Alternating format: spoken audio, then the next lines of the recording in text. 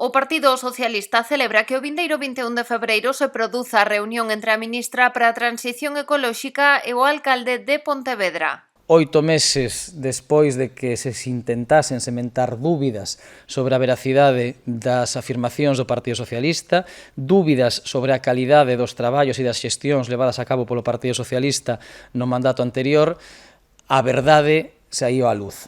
E a verdade é que, insisto, hai un Ministerio para a Transición Ecolóxica do Goberno de España que quere investir en Pontevedra, que ten os millóns de euros necesarios para investir en Pontevedra e para facer realidade estas obras, e agora o que toca é que o alcalde e o Concello movan ficha. Os socialistas piden a Fernández Lores que se comprometa coa estrategia Pontevedra Flúe deseñada polo PSOE no anterior goberno. O plan engloba 6 proxectos en terreos de costas para renaturalizar a Ribeira do Lérez ao seu paso polo casco urbano e recuperar as xunqueiras de Alba e de Ponte Sampaio e a parcela de Mollabao. Sitúan o investimento en 25 millóns de euros. O que debe facer o alcalde a Madrid é ir facer a Madrid a marxe de egos, a marxe de recalcar quen é o alcalde, quen está na oposición.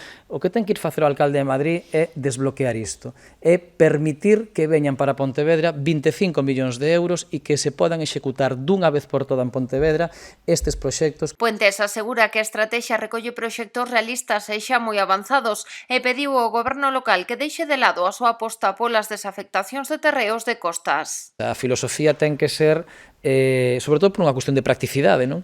Que é non seguir turrando na vía dos últimos 20 anos de desafectación de terreos que non se vai producir nunca para logo o Concello poder ali executar actuacións que polo que vimos nos últimos tempos o que son especialmente duras, e que se opte por esta vía de colaboración co Ministerio. O líder socialista insistiu en que para levar adiante os investimentos, na maioría dos casos o Concello só tería que remitir ao Ministerio os proxectos.